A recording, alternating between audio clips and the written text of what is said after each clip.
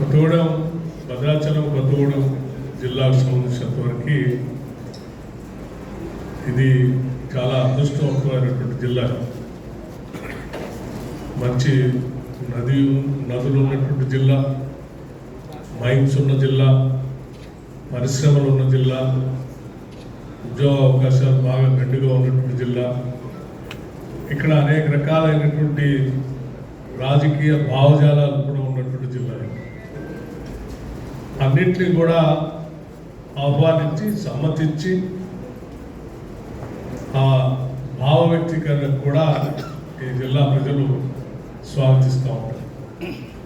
ఇది అచ్చమైనటువంటి ప్రజాస్వామ్యానికి ప్రతీక లాంటి జిల్లా ఇది కొత్తగూడెం భద్రాచలం జిల్లా.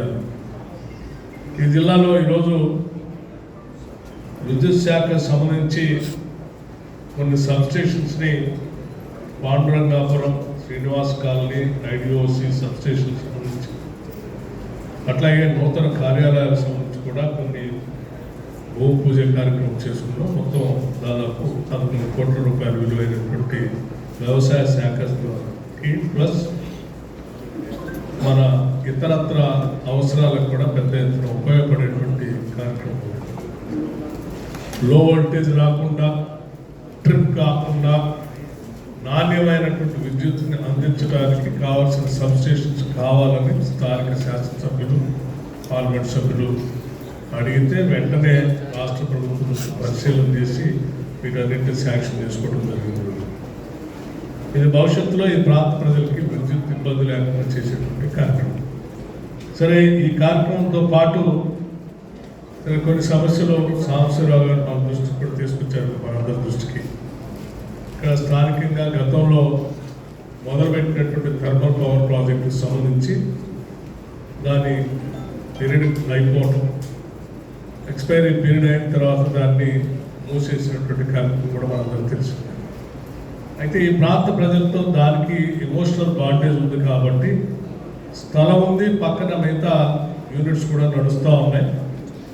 తక్కువ ధరతో ఇక్కడ దీన్ని మొదలు పెడితే మిగతా ఉన్నటువంటి వసతులు కూడా వాడుకోవడానికి ఉపయోగం ఉంటుంది కాబట్టి, దగ్గరలో కోల్ కూడా అందుబాటులో ఉంది కాబట్టి ఆ ప్రాజెక్ట్ని తిరిగి మళ్ళీ కొత్తది ఇంకోటి ఇక్కడ శాంక్షన్ చేస్తే బాగుంటుందని చెప్పి స్థానిక శాసనసభ్యుడిగా వారు గెలిచినప్పటి నుంచి రాష్ట్ర ప్రభుత్వానికి రిప్రజెంటేషన్ చేస్తూనే ఉన్నారు.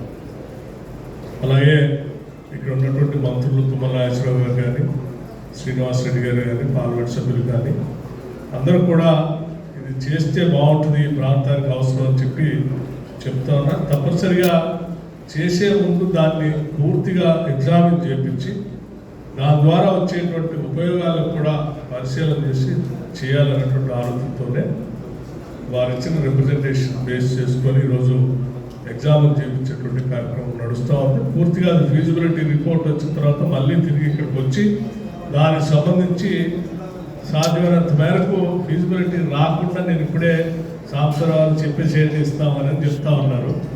అంటే ఇచ్చే ముందు కూడా దాన్ని పూర్తిగా ఎగ్జామిన్ చేసి దాని మెరిట్స్, డిమెరిట్స్ కూడా అంచనా వేసుకొని చెప్పాల్సిన బాధ్యత ఉంది కాబట్టి మళ్ళీ కొద్ది రోజుల్లోనే దాని రిపోర్ట్ దగ్గరకు వచ్చేసి ఇంకో 10-15 రోజులు వస్తుంది. రాగానే తిరిగి మళ్ళీ ఇక్కడికి వచ్చి మీ అందరి సమక్షంలో మంచి